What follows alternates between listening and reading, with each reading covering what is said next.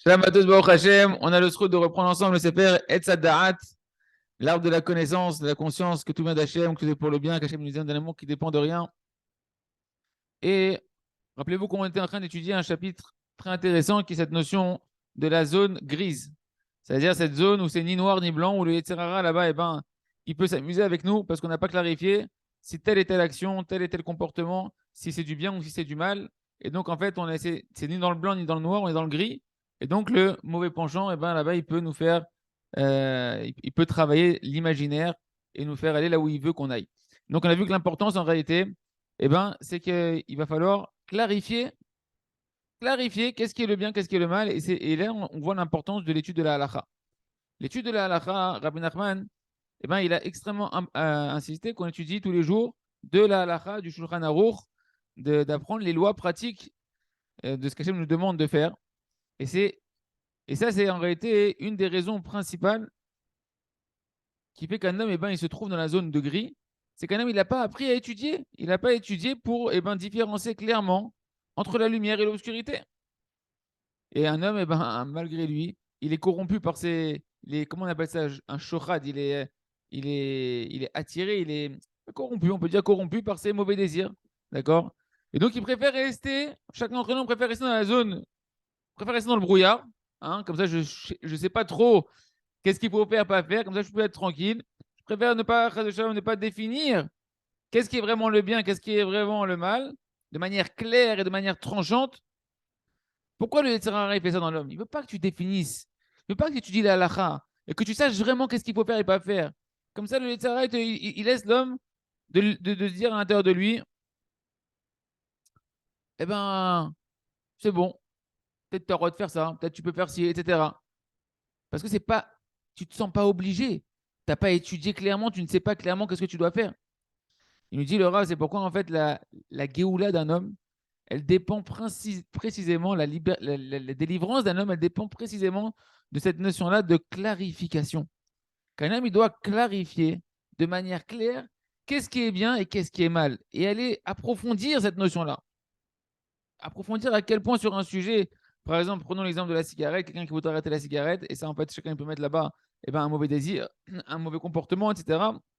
Il va falloir que tu clarifies combien c'est mal pour qu'une personne, après, elle puisse avoir les forces de sortir de là-bas. Et ça, hein, pour qu'un homme, il fasse cette clarification-là, il est obligé d'étudier la halakha et d'étudier la halakha de manière très claire et très, très, très tranchée et très clarifiée. Et c'est ce qu'il nous dit Rabbi Nachman dans Sichot Haran. Dans Sichot Haran, dans les conversations de Rabbi Nachman, numéro 29, il nous dit là-bas que par l'étude de la halakha, en particulier des poskim, les poskim sont ceux qui vont trancher la loi de manière claire. Qu'est-ce qu'on doit faire au final? Et sur ça, Rabbi Nachman, il a beaucoup insisté. Plus que toutes les autres études de la Torah, d'étudier la halakha.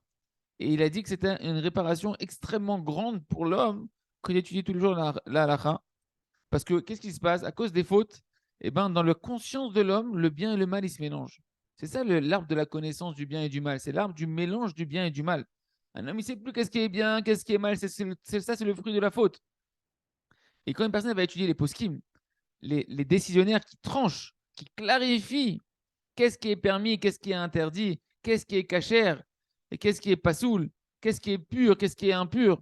Nous dit Rabbi Nachman qu'à l'intérieur de toi, tu es en train de clarifier le bien et le mal. Et tu es en train de sortir de cette zone grise où tu ne sais pas si c'est de l'obscurité ou de la lumière.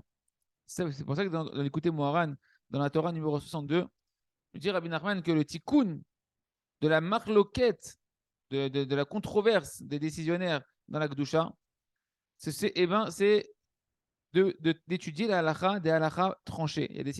Quand tu vas étudier la Gemara, tu as des avis qui sont contraires, etc. Et quand tu vas étudier la halakha qui est tranchée, c'est le shalom, c'est la paix qui a été faite, c'est la décision qui a été prise au final. Et donc, lorsqu'une personne elle va étudier les poskim, les décisionnaires de la halakha, il est en train de s'attacher à la paix de la Kedusha. Parce que les poskim, la halakha, les lois qui ont été tranchées, au final, c'est la paix. On sait ce qu'on doit faire.